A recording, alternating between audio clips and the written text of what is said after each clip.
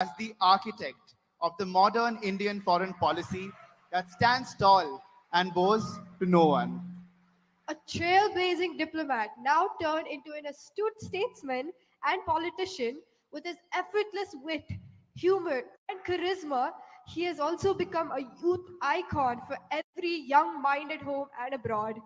With him at the helm of India's foreign policy, we can all rest assured that Bharat will continue to scale new heights and will most certainly re-establish itself as the Vishwamitra and Vishwaguru of the 21st century. Ladies and gentlemen, it is an honor of a lifetime to now invite on stage the Honorable External Affairs Minister of India, Dr. S. Jaishankar.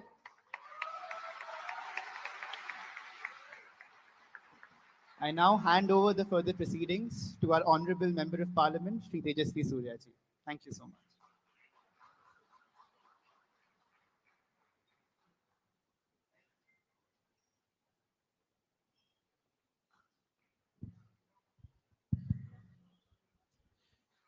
ಎಲ್ರಿಗೂ ನಮಸ್ಕಾರ. Very good evening, PS.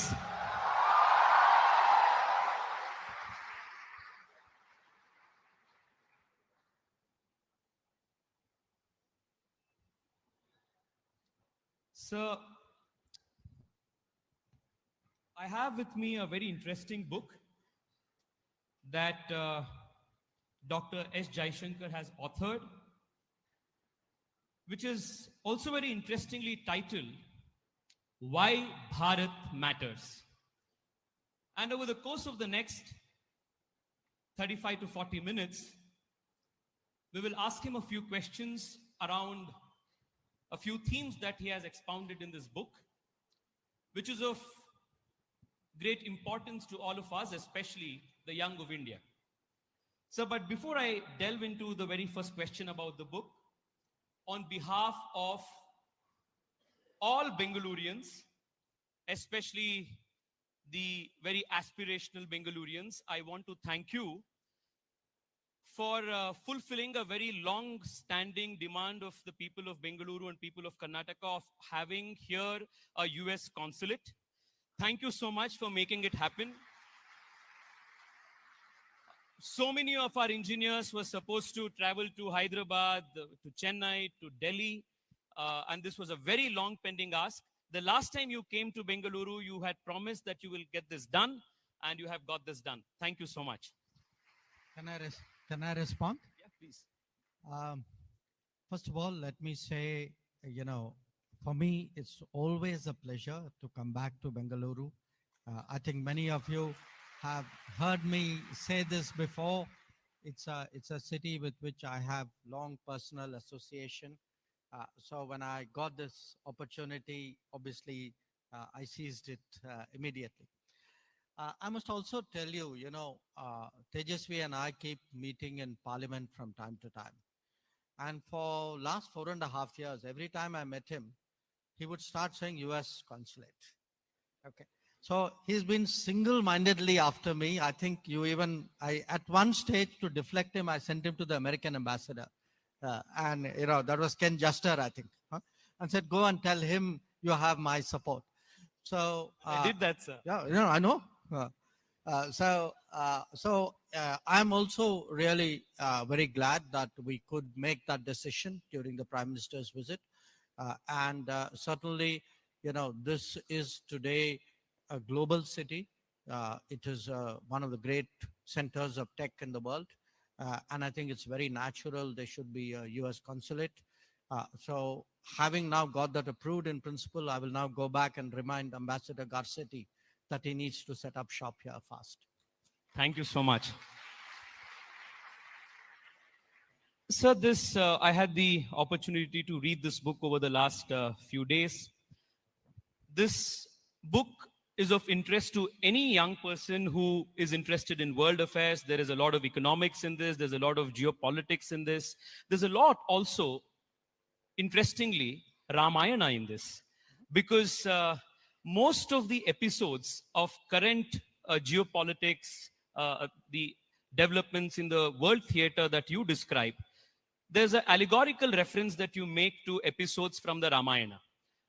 You quote episodes of Jatayu, of how resurgent India, you compare it with the self-confidence that Hanuman explored. So the question is, why did you, I have a twofold question rather, because your previous book was titled The India Way, and the new book is Why Bharat Matters. So why did you make the new book Bharat while your earlier book was India? What is the significance of the change in the connotation? And second, what is the significance of the allegorical references to Ramayana and geopolitics in this book?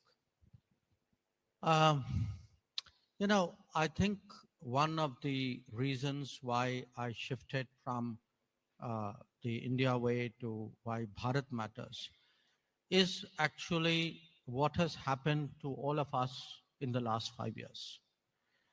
In the last 5 years, we have become much more self-confident, much more self-aware, much more impactful on the world. I mean, just think back over the last few years. I think, a large part of the world admires how we came through COVID, the solutions that we found for ourselves.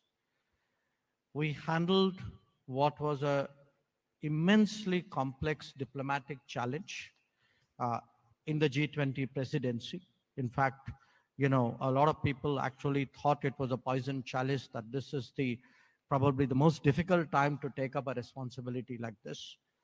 We not only took it up, we not only got outcomes and brought everybody to the table, we actually even got a long awaited reform there done, which was a moral obligation, which is to get in the African Union. Now, we've done other things which has caught the attention of the world. Landing the Chandrayaan at a particularly difficult part of the world was, some of you may have heard me say this before. We were actually at the BRICS summit for that. And that evening, through the day, obviously we were waiting for the moment. Then when it happened, the Prime Minister left the meeting and went to his room. In the evening, you had about 45, 50 presidents and prime ministers, because apart from the BRICS leaders, a lot of the African leaders and the Asian leaders were there. And I can tell you, the talk was on what we had done, but not just on what we had done. The inspiration and the hope and the sense it gave to other countries that, one of us has done something like this, and that means actually there's a possibility for all of us. So the idea of India as an exemplar, I think that's something which the younger generation particularly needs to appreciate. That what we are doing, obviously, our lives are changing, but the impact we are making on the world today. I mean, we look at digital public infrastructure. We do more cashless transactions per month in this country than I think America does in 3 years. So I'm giving you that, what has really changed. I could go back to 2014, say a decade of change. And I think the decade of change is critical to recognize, because that decade is actually the foundation for setting us up 25 years from now in the Amrit Kal. Your second question, why the Ramayana? My first book had a chapter on the Mahabharata, which a lot of people liked. I got very good audience response. And I'll tell you something about epic and culture, because some of my contemporaries suddenly think, okay, he's got into politics and there must be some political motive behind all of this. See, each one of us, these Ramayana, Mahabharata, these are part of us. Nobody needs to teach you this. You grow up with it. You know episodes, maybe not all details of it. Now, when you have something like an epic, a great epic, each one of us sees some value, something from our own lives. Somebody could see a lot of ethics in it. Somebody else, I don't know, could, visualize it, maybe, from the point of view of gender. Uh, for me, as someone dealing with diplomacy, I looked or I reimagined it or reread it uh, through the lens of world affairs, through diplomacy, through statecraft. And for me, if you look at the key concepts, when, what does Lord Rama do? He assembles a coalition. Assembling a coalition is the most difficult aspect of diplomacy in the world. What is Ravana's mistake? Ravana's mistake is strategic complacency. He thinks he will be invulnerable, but he has forgotten that he must seek protection against humans because he thinks they won't, they're too puny to impact him. So what do powers do? Big powers sometimes make those mistakes. They underestimate where the challenges come from. Or look, in fact, at journey of Rama himself. You think of him as a rising power who's acquiring skills, who's tested, who volunteers to, help with the world when in trouble, who actually goes to forests to protect rishis. This today we would say is he's actually gone into global commons to do global good. I mean, that would be the parlance with which we would use it today. And in the case of Hanuman, that Hanuman, was cursed to be forgetful. And as he actually does more and more, he discovers his strength. And that, I think, is what is happening with us today. We are discovering ourselves, and because we are discovering ourselves, that is why I use the word Bharat. Thank you, sir. That makes,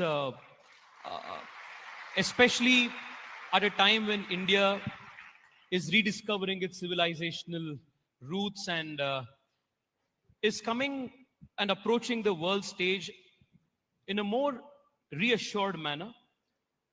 The reference to the book, the reference to ourselves as Bharat, has a very important civilizational context as well. The other chapter in the book that I personally thought of as very important for a lay audience, as a Aam Nagrik or a Samanya Nagrik, is this chapter that you titled Foreign Policy and You. Because I must also, even if this is a digression for a second, I must say, sir, before the Modi government, foreign policy was seen as something very distant, as something that is the business of a few suited, booted bureaucrats in faraway countries. But I think it was after Sushma ji and your tenure that foreign policy is something that every common Indian feels invested in, and understand that what happens in the high tables of, say, in Russia or at the G20 summit affects all of us individually, even back home. To just give you the example from the perspective of Bengaluru, the last visit of the Prime Minister to the United States was a big draw for the city of Bengaluru. We got the US consulate. We got the International Battery Company to start a plant in Devanahalli with an investment of $800 million. We got the General Electric Company to partner with HAL to manufacture GE5 F414 jet engines in India. We also got Applied Materials to invest $400 million in a research development center in Bengaluru. So this is going to create so much of jobs, so much of economic opportunity. And whether it is COVID, whether it is extraction of Indians during Vande Bharat mission, whether it was from Ukraine, the students who came back, we see now that foreign policy affects us at every stage in our life. Could you expound more on how a common Indian, Aam Nagrik, must invest himself and see foreign policy, and what you do at those high tables at G20 or a COP26 or COP27 matters to the common Indian's life? Okay. Let me give you 2-3 examples to sort of give a more rounded sense of your answer to your question. One, let's talk of a Samanya Nagrik, okay? It could be a blue-collar worker, okay? A blue-collar worker, let us say, in the Gulf. Now, what happens when a blue-collar worker has a problem where they don't have the resources, they don't know where to go, where they sometimes go not particularly helpful. You know. Now, look at the kind of numbers today, because we have to understand today, when I said, India has changed, and particularly changed in the last decade. There are today roughly 34 million Indians and people of Indian origin who live across the world. Roughly half are our nationals and roughly half are not. Okay. A very large part of them are blue collar workers. By the way, a very large part of them are students. There are, I think, about 1.2 to 1.3 million students out at any given time. Okay. Now, is it not if we are going to speak about, rise of India, we are becoming influential, our time is coming. Is it not the basic duty of a state, of a country, of a government to look after its citizens? Okay. Now, to do that, you can only do it if you put in place a system. Okay. It cannot be that, people know a Jaishankar or a Tejasvi Surya and call up and say that, help me.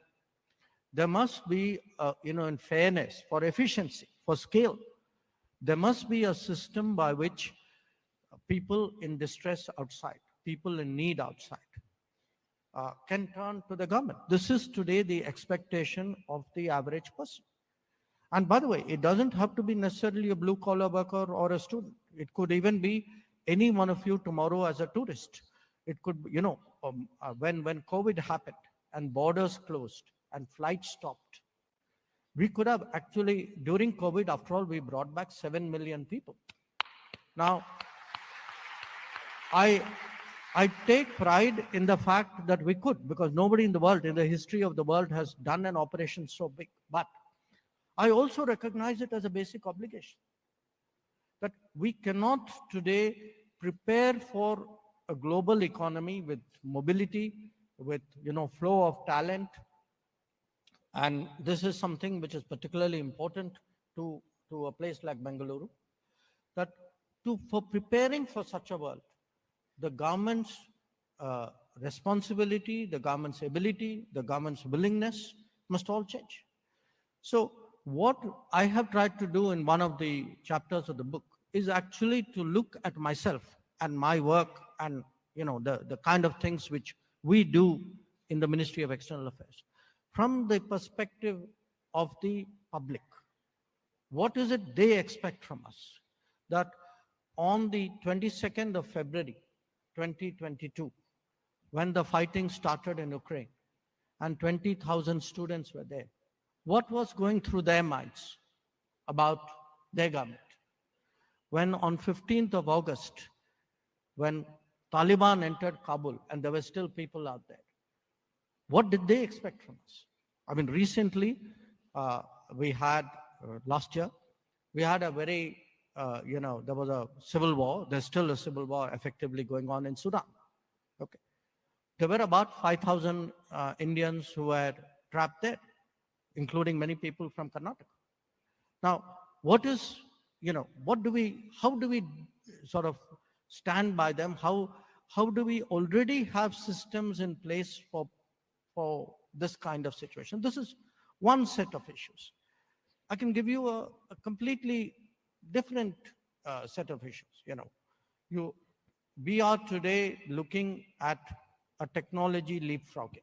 Okay, we all know that if one of the reasons why our lives have changed is because we have embraced the digital world in a manner in which very few other societies have done, and this will leapfrog us. Okay, but the digital world is not just being the consumer. The digital world, I mean, if India is to go ahead in the world and establish itself, then we must also become part of the big league. I mean, which is why today we are investing in semiconductors, because chips in a way are today the critical driver of the world. Now, getting technology and getting it in a way in which you absorb it and move it forward. I mean, you referred You referred to the GE414 deal. I must tell you, I was particularly pleased about it for two reasons. It was coming to HL. And I first came to Bengaluru for the first time in my life in 1962, because at that time my grandfather was chairman HL. I'm actually named after him. Okay, very interesting. So this is actually my original Bengaluru connection. But the second reason is in 1986, okay, think how far back we are talking. 1986, I was a junior officer in the embassy in Washington. We actually had a team which included Dr. Abdul Kalam, V.S. Arunachalam, Roddam Narasimha, who headed NAL here. They came to the United States because that was when the planning for what is today known as Tejas started. So it has been a very long journey for us. Now, countries evolve. I mean, Sanjeev was talking about how cities evolve, but nations also evolve. Now, I take a project like Tejas. In fact, I had the pleasure of bringing the U.S. Defense Secretary, then Caspar Weinberger, to Bengaluru for looking at the LCA project at that time. Now, I have seen how a project like that evolves. The fact today that it has reached a stage, things don't happen by themselves. It may be organic, but even organic things need a driver. It needs a push. It needs a vision. So to me, when I saw the Prime Minister of India getting into a Tejas, you know what a powerful statement it is to our own defense people, to our own, our own creativity, to our own technologists, that I have confidence in you, that I'm actually flying up there in a plane that you have produced. So I would say today a large part of what we do when we speak of an aspirational world, it's important for us to respond to the daily requirements, the legitimate expectations of citizens. So I think the sense of security that you spoke of is something that the common Indian is experiencing every day. And we saw Twitter and Instagram erupt in joy after the tunnel workers in Uttarakhand were evacuated and rescued. So the sentiment was that whether you are stuck deep in the tunnels of Uttarakhand or in the hinterland of Ukraine, the government of India will come to your rescue. And I think that sense of a renewed security in your government is something that has been a hallmark of what you call in your book, the Modi era diplomacy. So can you explain for us a few characteristics of what is this Modi era diplomacy, and how is the Modi era diplomacy different from what was practiced in the pre-Modi era? Look, I would say, the short answer is read my book, you'll get the answer. The slightly longer answer is partly, I think, a new way of thinking. Say, for example, to take our neighborhood and make them partners, not competitors, or not neighbors who envy you, but neighbors who benefit from what you're doing. I've just come today from Kathmandu. This morning, I was there at the opening of the library of Tribhuvan University. So our neighbors today associate India with education, with health. We stood by them during vaccines, during COVID. With Sri Lanka, we actually were bold enough to put out $4 billion to bail them out economically. They see the new, the power linkages. So there's a whole the change in the manner of which we deal with the neighborhood. If you go beyond that, I think the idea that with the Gulf, with Central Asia, with the Indian Ocean, how do you because we are actually recapturing our history. That because of the partition, because of the, those periods of decline, which Sanjeev spoke about, which Gurumurthy ji also touched upon, we had stopped thinking of these regions. I mean, these are actually our neighborhood.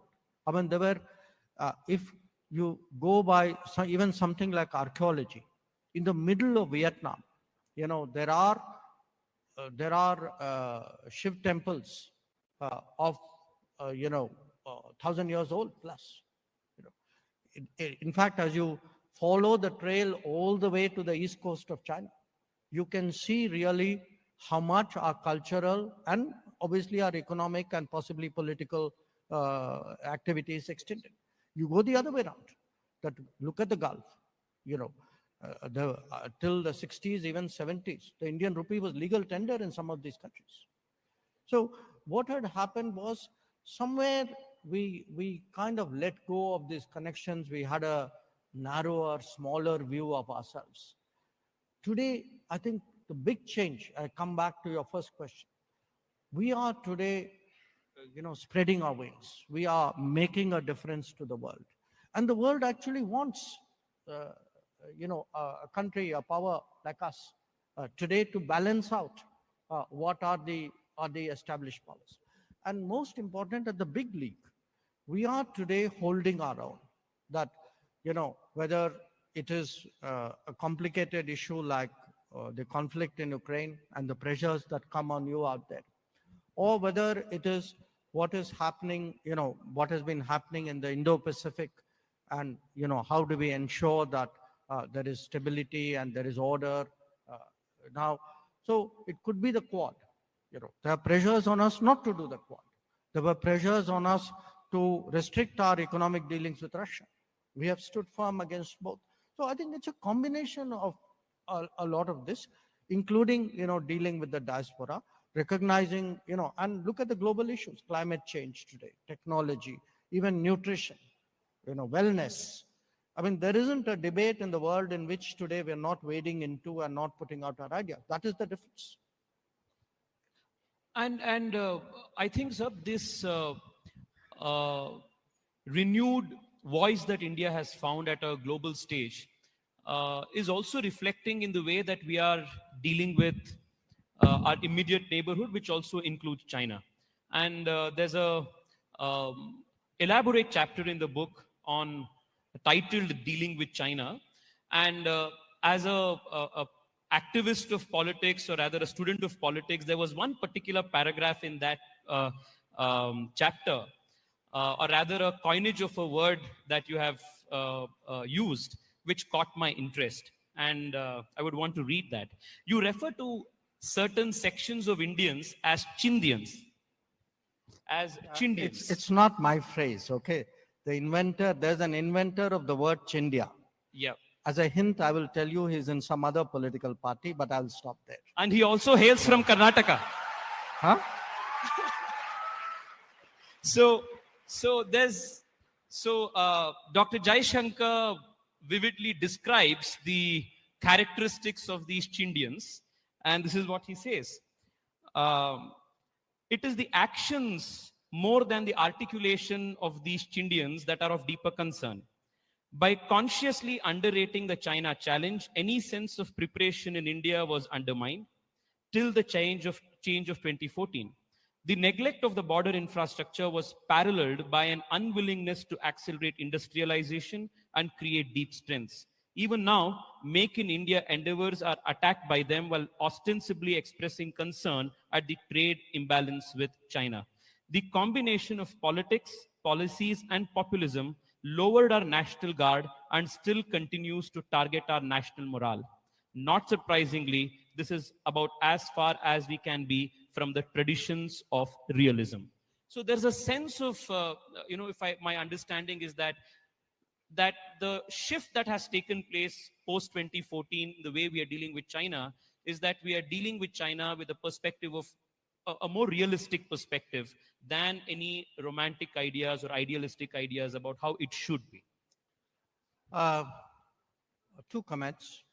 One, look, in politics, it's natural that everybody will try to outdo their competitors in terms of the strength of what they say. Okay. So I think people should always test words against record, against actions. So, you can stand out there and say, I'm the strongest, bravest, toughest guy out there. I would ask the question, okay, great. So let's see what happened, what actually was the impact on the ground. To me, in my book, I've used two examples. One, who prepared, who actually prepared on the border. Okay. Now, on the border, there was a school of thought, a very dominant school of thought till 2014, saying if you leave your borders facing China, unprepared and undeveloped, that's the best defense you can have. Okay. So, Now, in fact, the earlier Defense Minister A.K. Antony articulated this on the floor of the parliament. now, when you actually get into crunch time, what happens? You got to send your troops up there. Now, if you have decided that you're not going to develop the border, or even if you're going to develop it, very frankly, your heart is not in it. You're not giving it the priority. You're not deploying the best technology. You're not pushing people to do that. So if you ask me, finally, look, the current government will say we are stronger. The previous government will say, no, no, we are stronger. That's a debate that will happen in politics. But look at the cold facts. Today, the border development budget per year has gone up roughly from about 3,500 crores a year to almost 15,000 crores, okay, per year. If you look at the road building, the speed of road building, the tunneling, the bridging, we are actually looking at 2x, 3x, 4x improvements. So if today we have been able to send and maintain troops out there, which we have done in those large numbers since 2020, it was only possible because actually on the ground, you made a difference. Now that's on the border. I would say look at something much more basic. All of us today are troubled by the fact that there's a big trade deficit with China. Why are we being flooded with these Chinese goods? Okay. The best way of not being flooded with Chinese goods is produce Indian goods. Okay. So to produce Indian goods, what should you do? You should first push for Make in India. Now, if the stand is, oh, Make in India is not possible, it's a jumla, whatever you call it. If you say, look, let's all make it easier to do business, but if our policy is making it harder to do business, and environmental clearances were actually practiced as a tool to actually slow down industrialization in this country. If we run down our own industry, if we actually make it a point to, there were people who said we are not competent to do manufacturing. Now you can't enter a technology world after having abdicated the manufacturing world. An engineer who's never put his hands on a machine is not going to thereafter be able to talk about innovations and inventions. So I would say, where this whole China debate is concerned, there is a realist school, there is a much more romantic, fatalist, sometimes I would say even complicit school. I think there's been this constant debate, and it's not a new debate.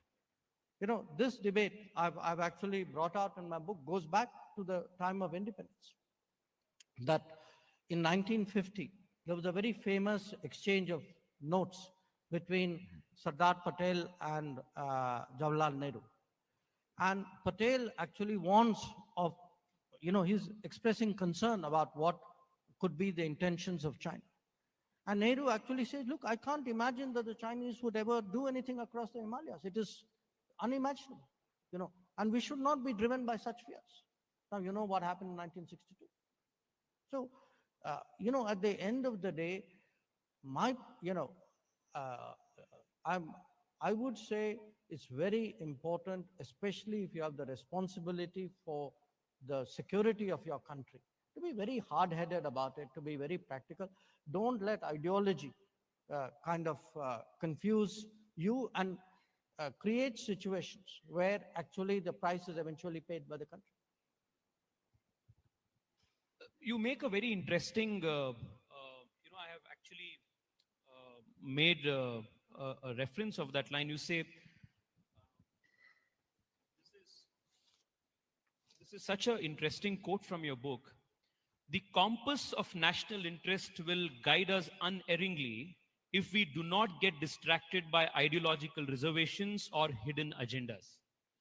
And I think in the penultimate chapter, where you answer the interesting what ifs of history, where you try to understand what were the political discourse at the time of India making these important decisions, say vis-a-vis China, vis-a-vis US, vis-a-vis Pakistan. You draw a lot from the correspondences that Sardar Patel had with Nehru, his positions on not just China, but are dealing with both Israel and the United States. You also make reference to what was Ambedkar's position with respect to our foreign policy as a whole, and how anxious and worried he was about the direction of the foreign policy that the country took in the very initial years. You also speak about Shama Prasad Mukherjee and his position on India, China, and India and Pakistan.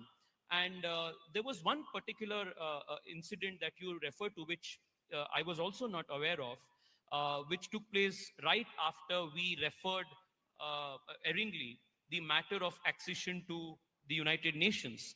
And you also mention how Canada and Belgium and a couple of other countries, Western countries at that time, UK primarily, tried to undermine the India position, and there was a sleight of hand. I would want you to explain, because like me, the audience is a young generation audience, and we are not very conversant of these details. This was something new for me as well. So if you could explain, the difference in the perspective of, say, Sardar Patel, Ambedkar, and Shama Prasad Mukherjee, and what exactly happened, the Jammu Kashmir thing, the UN reference, and the role of UK, Canada, and Belgium at that time. Sure. Look, you know, what happens in history is that countries, governments make choices. We grow up thinking that those were the natural choices. They were the only choices because those choices were made. Over a passage of time, they become like principles of our policy, of our behavior. So somewhere we don't even question. And you know, I'm of course referring to a past, and I think this should apply in the future as well. I mean, I would say 30, 40 years from now, people should have the right also to question what other choices we are making today. I think that is very much uh, uh, uh, the legitimate way of how a country or a society develops. So what happened in the 1950s, which today people have forgotten, is there were actually debates about what should be our Pakistan policy, what should be our China policy. The sense was that the government at that time was too trusting of Pakistan, that it did deals with Pakistan which others felt Pakistan would not abide by, including treatment of minorities, especially treatment of minorities. There was a debate on China that, you know, is China a country whose intentions towards India are benevolent or not? Now, and then there was a debate about America that, you know, we had frictions with America, but there were questions asked saying, are we doing things which also unnecessarily irritate America? For example, by upholding China's case in many situations. Now, these today I have presented as the roads not taken, because these were choices. You know, Sardar Patel Dr. B.R. Ambedkar, Dr. Shama Prasad Mukherjee, these were members of the cabinet. You had a leader like Minu Masani of the Swatantra Party. I will refer to him as well. So what happened was, at that time, certain decisions were made. They presented choices. Those were not the choices which were made. But today, when we look at Pakistan, when we look at China, when we look at America, exactly those questions remain, not maybe literally speaking, but questions about, how do you make judgments? If you are trusting, because you are ideologically inclined, you are hostile also because you have prejudices. So to me, we need to be very hard-headed, very practical, very clear. What are India's interests? If India's interests require us to stand up, we stand up. If India's interests require that we are a little bit more considerate, or we manage it more tactfully, we should do it. But I would not take a call which is based on whether I'm on the side of that country and that bloc and this ideology. I would take a call at the end of the day: does it suit my country, or does it not? The second issue, the UN issue, there is today, it is very clear. In fact, not now. I mean, it was very clear by the 1970s that taking the Kashmir issue to the UN Security Council was a fundamental error, because you are taking it to a court where the judges are all stacked against you. That these were Western countries who had a bias towards Pakistan. And actually, if we had been hard-headed, if we had a good sense of international politics at that stage, we would not have taken that call. It was done, as actually a misreading of what the world was about. That somewhere we saw, UN, there's a sanctity about UN. These chaps will be impartial and neutral arbiters. In fact, we were taken for a ride by a set of countries who had that geopolitical agenda, who used Kashmir as an issue of vulnerability for us, and they continued to use it till it took us decades to finally take the call on Article 370. I mean, to me, Article 370 was not just a call within the country which we had to take. It actually has profound foreign policy implications. We have closed today a window of vulnerability which we were foolish enough to open in 1940.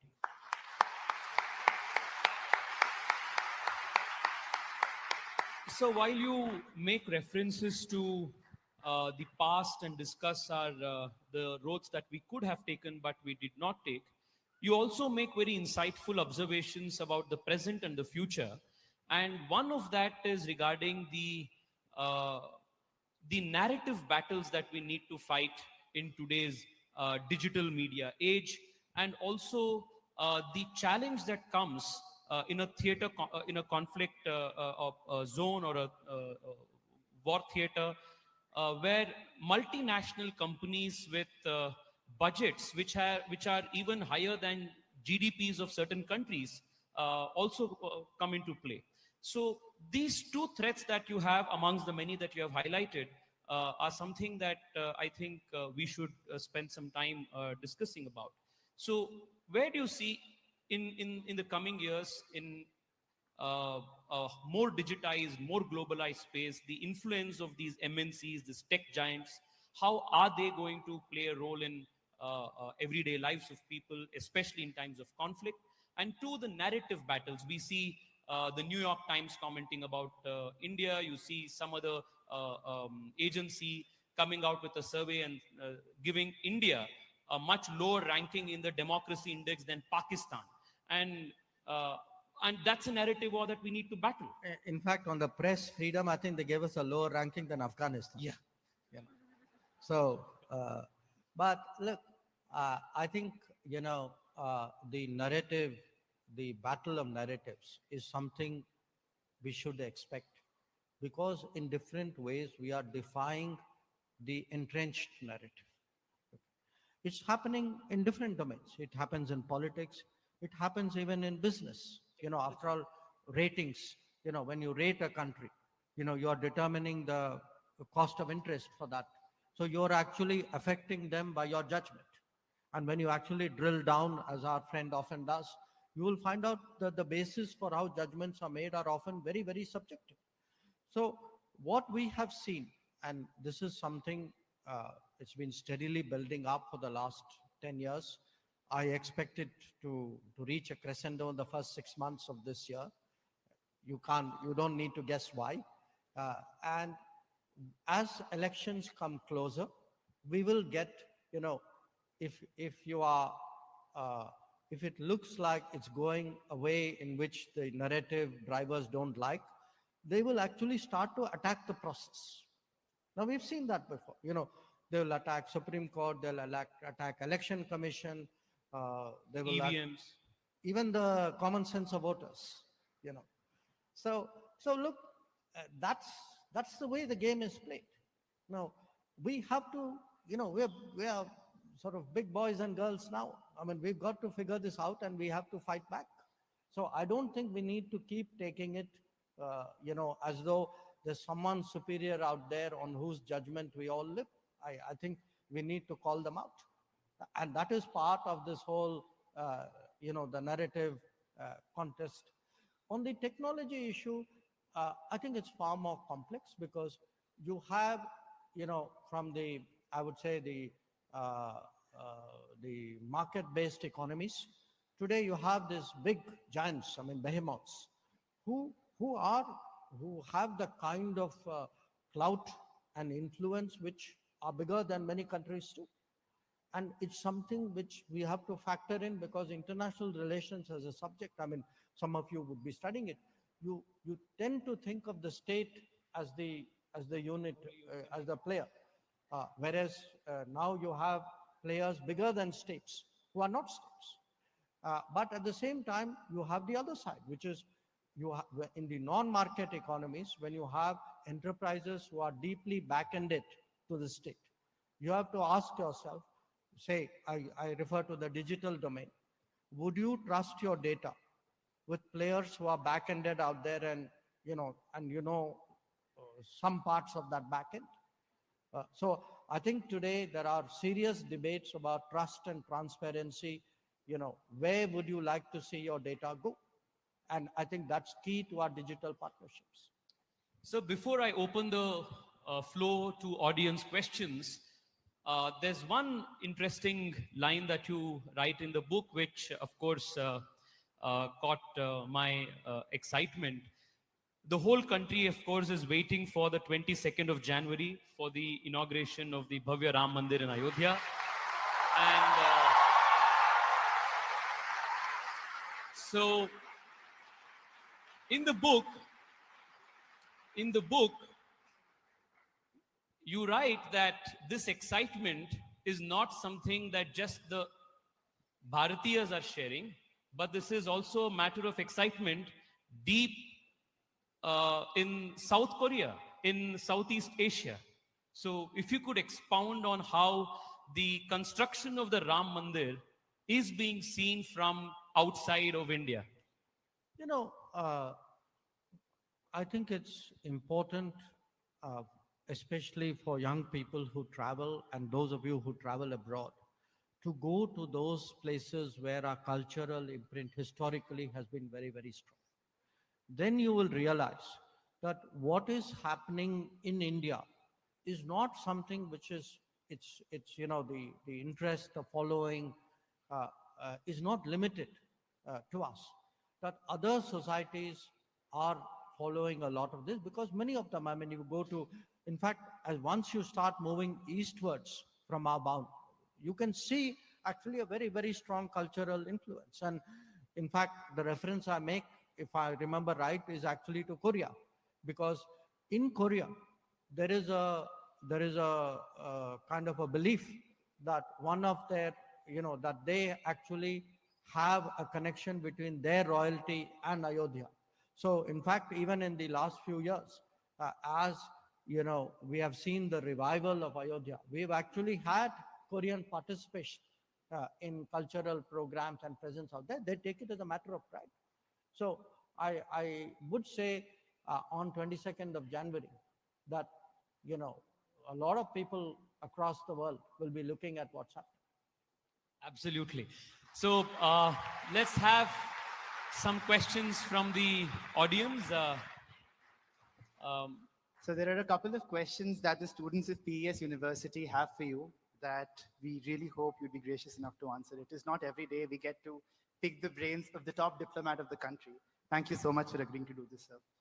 Starting off, sir, the world is currently marred by a lot of conflicts, geopolitical conflicts, wars, and during these times, there is an increasing diplomatic pressure on India to pick sides from different countries in the world.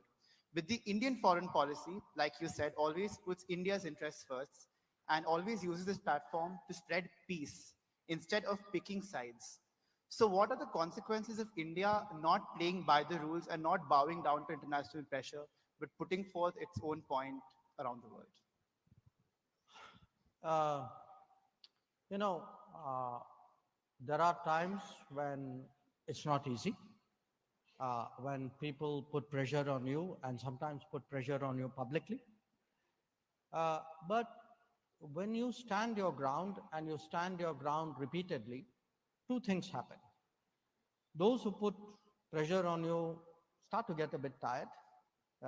They sometimes back off, or at least they don't do it with the same vehemence. But a lot of other countries come at you and say, we wanted to say that too. And you actually said or took a stand, which many of us wanted to do. So people, there are expectations from the world, from other countries about India. When we take a stand, the world listens. And I think that's why it's important we do. yeah. Can we have the next question? Yeah. So my question to you is about illegal immigration. Do you believe it is an internal threat, or do you believe it is a global impediment? And what do you think are the measures one nation can take to, decrease the amount of illegal immigration that happens? I think anything illegal by definition is a threat. Absolutely. And I see no reason why illegal immigration should be given a free pass. Because, look, we work so hard to build our country, our society. I mean, think of it as your house. I mean, would you let a stranger occupy your house simply because you left your front door open or your back door open?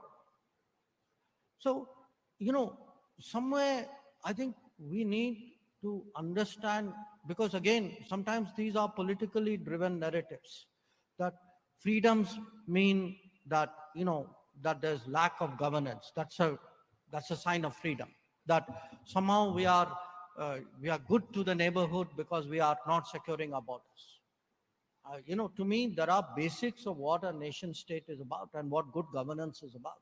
And certainly, if I have worked, as hard as we all have done, I would be interested in securing what I have done and making sure that the entitled people get the benefits within the society, not those who have come here seeking benefits, from other people's work.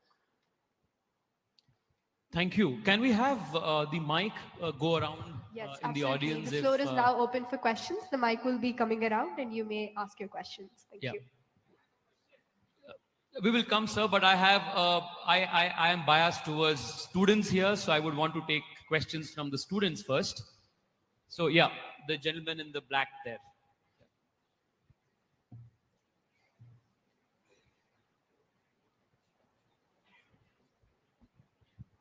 So namaste sir, my name is Sumukha. I'm a MCA student. So my question is to both of you. I don't know, this won't be controversial. Will reservation end this country or country will end the reservation?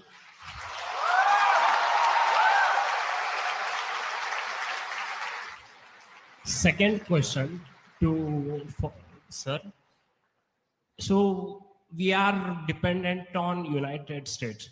So during the India 1971 war, that same United States was against us and it camouflaged and it is with us right now. it is not guaranteed that it will be in the same friendship. So how would you deal with that? Similarly, like with our friends, happens friends with benefit, some, how do you deal with this? Whom do you trust? Like, lot of backstabbing happens. So Sure, that's sure, sure. I'll let Tejasvi answer the first question. Uh, um, I'll do the second. The first rule of politics and the first rule of diplomacy, I dare say in front of him, is never to speak when your boss is around. So always let the senior take the question. Okay. I think he answered your first question. So on the second question, look, uh, interests change, countries change. It's not that any country has the same, permanent attitude towards another country because we all evolve. I mean, if you look at India and the United States, absolutely, I accept that, the United States had policies right from the 1950s and 60s and 70s, which were hurtful to our interests. And what they did during Bangladesh was particularly for us unacceptable. But what has happened is thereafter other equations have happened in the world. So, my business runs to a large degree on with whom do your interests converge at a particular point of time. I mean, I would give you the flip side of it.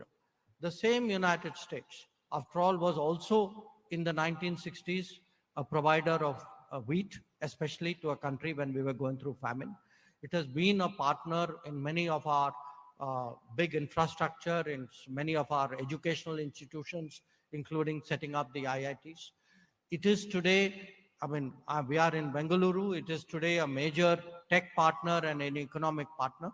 So if I were today to make a judgment, because that is really what you're asking me, am I going to make my judgment, say, on what I see are my possible gains by working with the US for the next 20, 30, 50 years?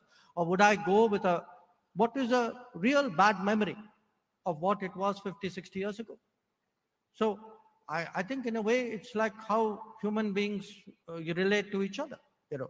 Nobody has, it's a very exceptional relationship between people or between countries where everything is great forever.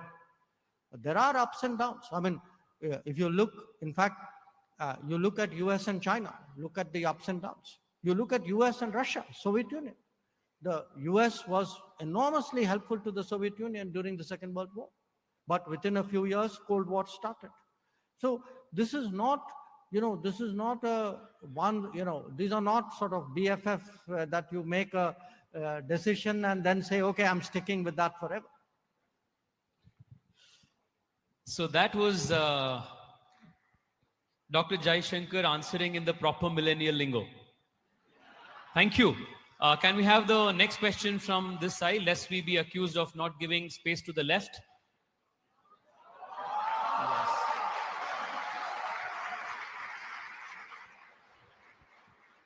I think I need to report this, that you are giving space to the left. Yes. Here it's okay, not there. No. But still, that means that we are in a position to give them space. Okay. Yeah, please go ahead. Namaste, sir. It is absolutely a privilege to talk to you, sir. I'm Vaishnavi from MBA department.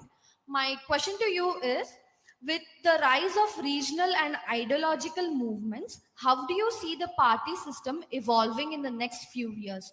Also, what advice would you give to the young people who are interested in joining politics? You want to be like him? Both of you, sir. No worries. Oh, please. Now, my advice to young people who want to join politics is, you have a model. Thank you. But, our country has seen, I'm, by the way, a student of political science. So I've actually studied politics as a academic pursuit. We have had, national parties, we've had regional parties, we've had identity-based parties. Uh, it's reflective of our diversity. My own preference, and obviously that of a very significant part of our country, is a society as pluralistic and diverse as ours needs a national party, because it's only a national party which can actually integrate the totality of, of views, interests, thoughts, and somewhere distill from that what is a national purpose. That if we end up really as a country with, let us say, many regional parties, and we've had periods. I mean, some of you would remember, for example, the 1990s, and we have seen, it's a broadly recognized principle in political science that coalition politics is actually, coalition governments are actually may not be dysfunctional, but certainly are not efficient, are not purposeful, are not impactful. So to me, actually, the fact that in 2014, after 1989, we had a government which had a majority in parliament was actually an enormous change and a very, very welcome change, because that has actually been the driver of all that we have seen for the last 10 years. Thank you, sir. We'll have one last question. So, because I'm afraid we are running out of time, so we will have the question from here. If you could please. Is there somebody with a mic there in the first row?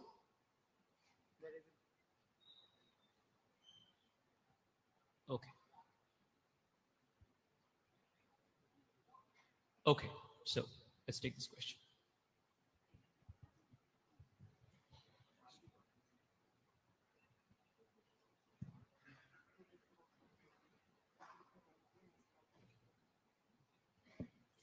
Hi, sir. Thank you for coming to our university today. One question I have for you, it's rather a naive question, but I'm hoping to be bold, like the tone has been set. What do you think, from a global perspective, is the first step a university like PES can take in shaping the students and faculty, not only to empower themselves in a more holistic versions of they can be, but also to shape them as contributors to a new narrative of Bharat in the global context? So if you were to give, in a nutshell, an advice from a foreign policy perspective, or placing Bharat in the global position, what is the role of a university in cultivating individuals and Bharatiyans? My day began in a university in Kathmandu. My day is ending in a university. And I every time I come to a university, or please do sit down, I often reflect on my own. And I mean, clearly university is a enormously shaping experience. I mean, years later, you would look back on this period and whatever you are, a large part of it would be influenced by what you are going through at this point of time. In terms of how do you prepare, I think you are actually all already preparing, sometimes without even knowing it, that you are all far more connected with the world, that your ambition, your confidence levels, your expectations are very much stronger. In fact, again, because I go back to Sanjeev, what he said about the earlier generations had a much more limited sense of what we could do, and the risk taking, the connection to the world, the understanding of the world, that was far more limited than what all of you have. So actually, if I had not advised, but if I had a wish, I would like to be you, and today, because to me, these 25 years these 25 years ahead of us are going to be the years that will define actually Bharat. That in 2047, in 2047, we will be really, I think, shapers of what is happening in the world. And it's actually your generation which will have both the responsibility and the opportunity to do that. So I really wish you all the best. Thank you so much, sir. Um, we could not have ended this wonderful, scintillating conversation on a more positive, a more higher note. At a time in history when India is climbing new heights with more confidence, with never before seen audaciousness, the world has taken note of the fact that Bharat matters, that India truly matters. And it is in this context that Dr. S. Jaishankar's book is, I'm saying this after I've read this, and this is not like a Instagrammer saying, please subscribe, like my video. This is a really good book and eminently readable. So I urge all of you, especially the young, to please read this book. There's a lot of history, there's a lot of geopolitics, there's a lot of economic lessons that one can draw and understand. And I would want to conclude by the very last line in the book, sir, which has stayed with me.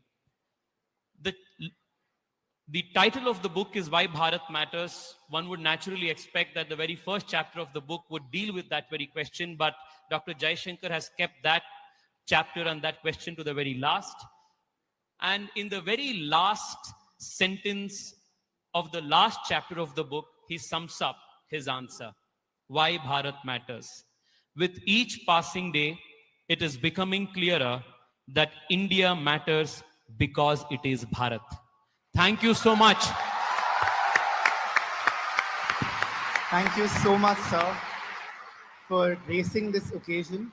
I would now request our Honorable Pro-Chancellor, Professor Jawahar Doreswamy, and our Honorable Chief Operating Officer. Sure. May I request the Honorable External Affairs Minister to please officially unveil his latest literary work, Why Bharat Matters, on PES University this evening.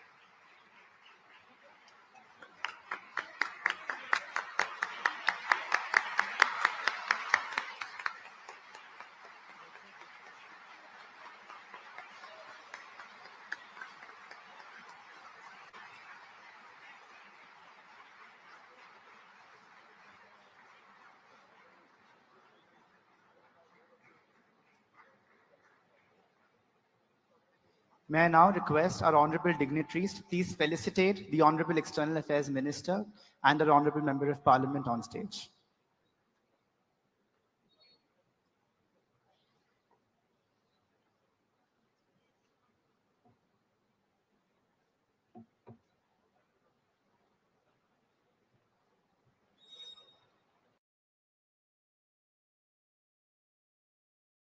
The 4 F's that make a fantastic sofa: form, frame, fabric, foam. Wakefit